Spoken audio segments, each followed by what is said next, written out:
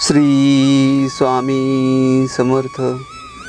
प्रिय भक्तांनो, आज आपण पाहणार आहोत काशीकर शास्त्रींचे श्री स्वामींकडून शंका निरसन ही स्वामी चरित्रामधील एक परम पवित्र कथा.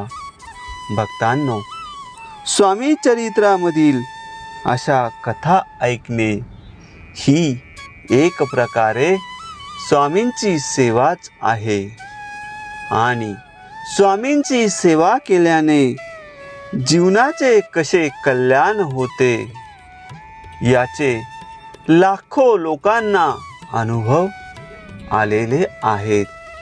अशा या परम पवित्र कथेला सुरुवात करण्यापूर्वी कमेंटमध्ये श्री स्वामी समर्थ असे लिहून स्वामींचे आशीर्वाद मिळवा. श्री स्वामी समर्थ.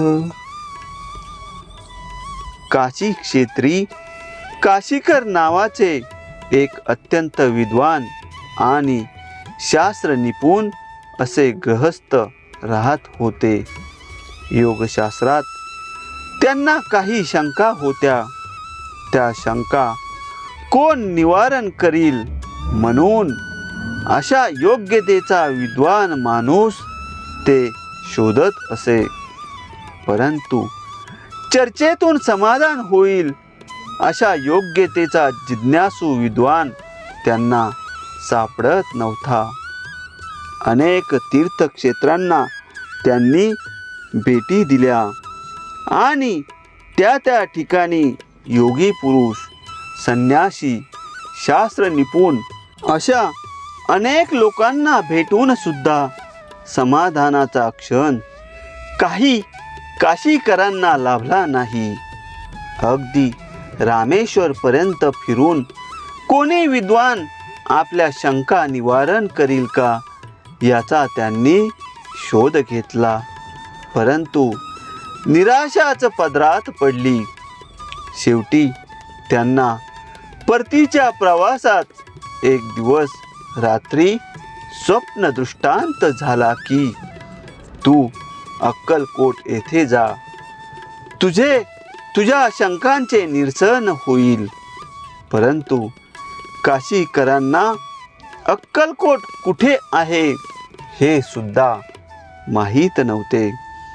चौकशी अंती त्यांना अक्कलकोटचा रस्ता सापडला आणि ते अक्कलकोटला येऊन पोचले. अक्कलकोटला आल्यावर ते स्वामींच्या दर्शनाला गेले. दर्शनाला बरीच गर्दी होती. ज्यावेळी ते स्वामींच्या जवळ पोचले तेव्हा त्यांचे तेज पाहून त्यांच्या डोळ्यातून आनंदाश्रू वाहू लागले. त्यांनी स्वामींना साष्टांग नमस्कार घातला व बाजूला जाऊन बसले. त्यावेळी सतत एकटक स्वामींकडे ते पाहत राहिले. त्यांचा पाय तेथून निघतच नव्हता. शेवटी 1 महिना ते अक्कलकोट येथे राहिले. कारण स्वामींच्या सहवासातच त्यांना समाधान मिळत होते. त्यांनी स्वामींना काहीही विचारले नाही. एक दिवस एकाएकी स्वामी उठून मैदर्गीला गेले. मैदर्गीपासून जवळच नाथांचा मठ होता. काशीकर शास्त्री सुद्धा त्यांच्याबरोबर जात असलेल्या सेवेकऱ्यांबरोबर तेथे गेले. त्या ठिकाणी स्वामी आसन मांडी घालून बसले असता काशीकर तेथे गेले आणि स्वामींना दंडवत घालून हात जोडून उभे राहिले. तेव्हा सुद्धा त्यांच्या डोळ्यातून आनंदाश्रू वाहत होते. स्वामी शांतपणे त्यांच्याकडे पाहत होते. बराच वेळ गेला. सेवेकऱ्यांना हे काय चालले आहे ते समजत नव्हते. दोघे फक्त एकमेकांकडे पाहत होते. कुणीच काही बोलत नव्हते. त्यानंतर काशीकर स्वामींजवळ येऊन बसले. स्वामींनी त्यांच्या माथ्यावर हात ठेवला. त्याच क्षणी काशीकरांच्या मनातील शंकेचे निरसन झाले. डोळ्यातून परत अश्रू वाहू लागले. न सांगता स्वामींनी त्यांच्या शंकांचे निरसन करून त्यांच्या अस्वस्थ मनाला शांती दिली. योग मार्गात अंतिम टप्प्यापर्यंत काशीकर सहजपणे येऊन पोहोचले होते.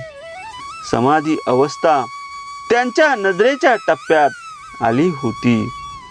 स्वामींपाशी काशीकर थोडे दिवस राहून नंतर त्यांचा निरोप घेऊन तृप्त मनाने परत काशीला निघून गेले.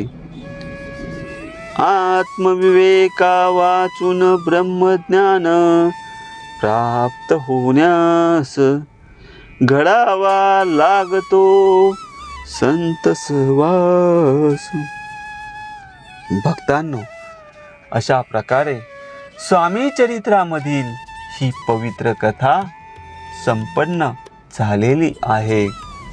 पुढील पवित्र कथा ऐकण्यासाठी चॅनलला सबस्क्राईब करा आणि स्वामींचे आशीर्वाद मिळविण्यासाठी कमेंटमध्ये श्री स्वामी समर्थ असे लिहा. श्री स्वामी समर्थ.